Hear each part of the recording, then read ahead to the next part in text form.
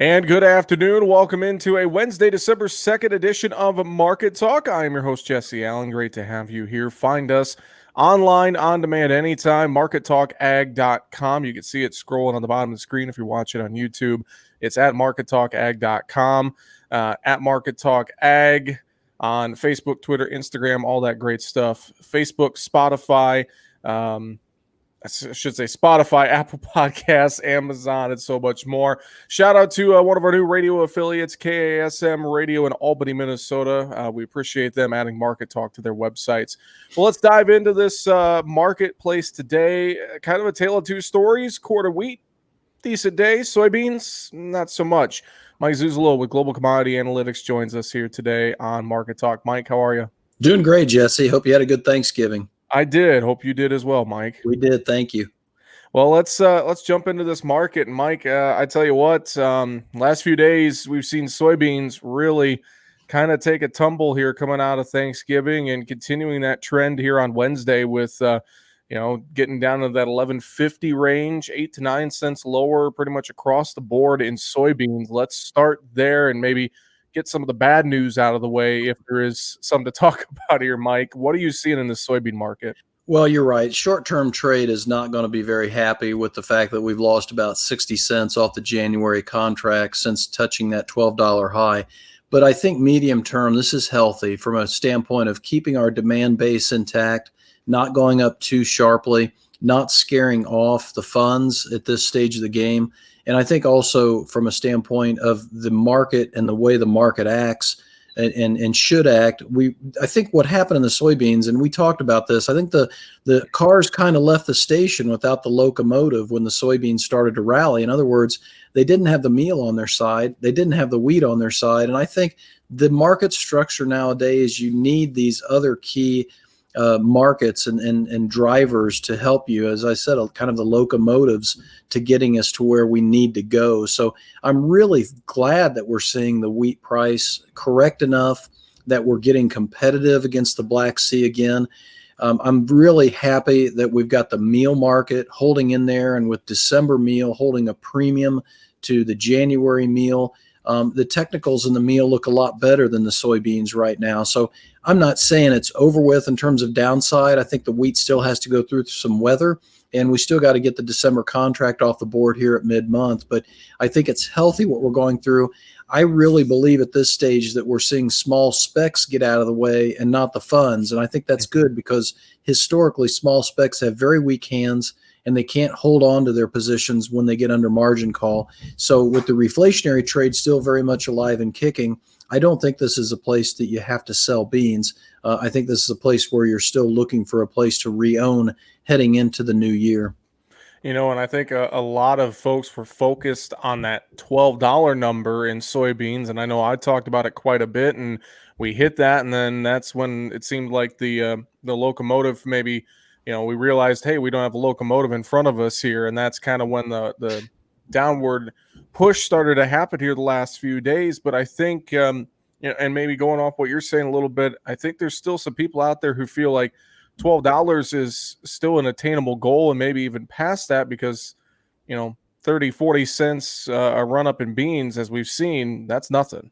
No, and that's where it goes back to, we still are going to probably have an acreage battle. It really boils down to still China at this stage of the game in terms of how high is high, because the more we cut supplies in South America and the more we drive up our crushing rates here in the United States on strong livestock production, the less China has available to them to meet their needs.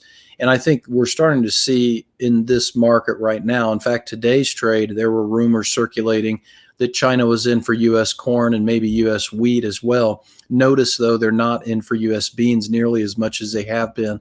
And we're running now a second week in a row where we haven't seen any daily flash sales of China purchasing U.S. soybeans. So, again, I'm glad that we're pulling back without China continuing to buy, because we don't want a market that keeps going higher when it doesn't signal to us we need to keep rationing demand. So I think this makes it a much better medium-term market, and a market that I think the farmer and the producer can market in the environment a lot better. So that's my hope anyway. And my game plan at this stage is pretty simple. With corn, I think still very solid. If the wheat market continues to build a base and then rallies on tighter supplies globally, both here and in Russia, I think you still have a very good look in this market. And the soybeans, I think, would join up with the wheat and corn rally. Let's talk about that wheat market, Mike, before we move on to corn. That was the largest percentage gainer on the day Wednesday. And, we look at this wheat market and we are, like you mentioned, looking for a base there. What are you seeing amid this wheat market and where we could go from here? Well, we've done a lot of good in the global wheat price with the way the market has traded the last 30 days. 30 days ago, roughly, U.S. Gulf prices for soft red and hard red wheat were $30 a ton over the Black Sea and France, and now they're only $5 to $8 a ton over. As far as futures, the EU milling futures is trading near $8 a bushel. We're trading around 580. So I think we've done a lot of good, and it would make sense to me that China would be looking for U.S. wheat at this point, because we are probably the cheaper price now when it comes to China and getting it to China. And I think the Black Sea, while they got the Egyptian business this week, I think the Black Sea is really looking at maybe having a difficult situation in terms of getting a lot of exports out the door as we get to January, February. So my assessment of the wheat market is that USDA is too high, International Grains Council is too high on stocks to use ratios globally, that we'd have closer to a sub 40% stocks to use level, whereas they're in the low 40s right now. And that's predicated upon the idea that the Black Sea's not getting the rain, we're not getting the rain, Argentina didn't get the rain, and there's not enough countries out there to make up the difference. And so I think the USDA and IGC are going to have to come down on their numbers in January and especially in February. And if I'm right about that, then I think the wheat can lead the market higher. Well, that's something we'll definitely be watching the next couple of weeks. And once we get to January, let's move over to corn here, Mike. And, with this corn market, we've held this range. We thought maybe the bottom was going to fall out of the corn market too a little bit with the downturn at soybeans and wheat, but a decent move today, a couple cents higher across the board. We're holding in that 420 range. What are you seeing for corn? I know there's a lot of producers still that have corn sitting in the bin and they're wondering whether they should move it or not. Yeah, I mean, this goes back to, if you've got a lot, you probably want to go from that unlimited risk position to a sell and defend mindset, where you sell out of the cash market at a very strong basis in most locations and buy it back on the future side of the equation and with the call position. So I still like that sell and defend model you and I have talked about, especially if you don't have a lot of sales on the books right now. If you're 60+% sold and you've only got 35-40% of your corn left, I think you can wait. I think, again, the corn probably has the best look to it. I didn't so much like the ethanol numbers today. I certainly did not like the unleaded gasoline demand, and the fuel demand numbers were down. And implied demand on a 4-week average is down anywhere from 7 to 9% versus year ago levels. So the COVID is starting to hit some of the economic data, and it's starting to hit this commodity sensitive economic data like the fuel numbers. And so I am nervous about the ethanol, but the livestock is still very strong in terms of lots of production to feed there, lots of head to feed there. In the export market between Mexico and Canada and even some of the South American or Latin American countries, we're starting to pick up. I think it's going to maintain itself very well. So kind of like the cattle market right now, Jesse, I think the corn's very well balanced. If we would get another leg up led by the wheat, I would be back on the selling and the hedging side of the equation. Well, and Mike, you think about what we see as far as COVID, and I think that'll be a good segue here. And you mentioned ethanol, that market just continues to deteriorate, and that, again, kind of related to COVID. And that's obviously spilling into the livestock markets and more of, some of those commodity sensitive, financial markets and things like that.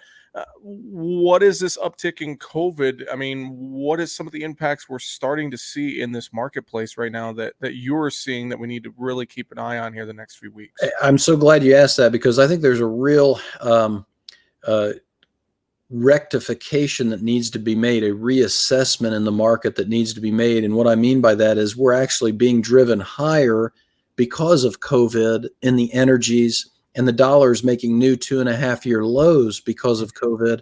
It's not because of the demand, it's because of a fiscal stimulus bill that's being bantered around again in Washington, and that being such an inflationary potential issue in the markets. And so the markets are pricing in more inflation. Some of the government bonds that we look at for inflation indications, they are at their highest level since 2019. So essentially, some barometers are saying we've got the greatest inflation from a year ago at this stage. And essentially, COVID's not even out there when you look at the inflationary pressure. So this helps explain why unleaded gasoline's rallying, crude oil's rallying. But and the dollar's going down, and that's all helping the ethanol and all helping the commodity sector as a whole. But I wonder how long this is going to continue, from a standpoint that some of this economic high frequency data is starting to show real slowdown, and we're getting tighter and clamping down more and more on restaurants and lockdowns in the urban cities that really drive our consumption. So I'm real nervous as we get towards the end of this year and into the first of the year that the reflationary trade, that's where the funds are right now. The reflationary trade may get a little bit wobbly here and get a little bit nervous and start to back away from their positions. And so we really need to feed the reflationary bull as we get closer to Christmas. And we'll really have to be watching all of that. And, I think other things too to think about with retail sales, with Christmas coming up and all of that. How is all of this going to factor in with COVID going on? Are we going to see a perfect storm that is going to help one way or another in the marketplace overall? I think that'll be interesting to watch, Mike. Yeah, it will. And I think we'll keep our eye on the crude oil, and we'll keep our eye on the dollar. Those are the two best indicators that I have found, because they have such a negative relationship with one another. If we turn from inflation or reflation to deflation, like we experienced in 2016, 17, 18, that's what we'd be looking at as far as those reversals in those two commodities. Mike, let's move over to the cattle side of things. Saw some light trade today in Nebraska and Texas and feedlot country there, around that 110, 112 on the live side, 172 dressed. Plenty of bids out there Yeah. across the countryside today as well. And you mentioned this cattle market pretty well balanced a little bit ago. What are you seeing in cattle today that, some things we could get excited about? I wouldn't look for many more gains in the fat cattle unless the feeders really get underneath them, and whether that's because of weather or it's because of a tighter calf crop that comes out here later in the winter time. Those are the two things that come to my mind. But, this 110, 112 level in the fat cattle, the 142 level seen at the Oklahoma City feeder cattle auction a day or two ago, that was a good number, solidified the CME feeder cattle index and said, okay, we're at a balanced area there.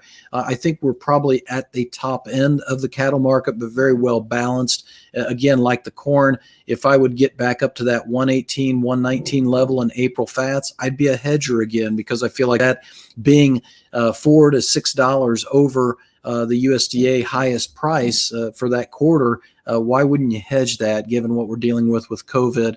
One of the things we've talked about too, Jesse, when it comes to the cattle is the hog sector. And I think this is very important as we go into the weekly export sales tomorrow.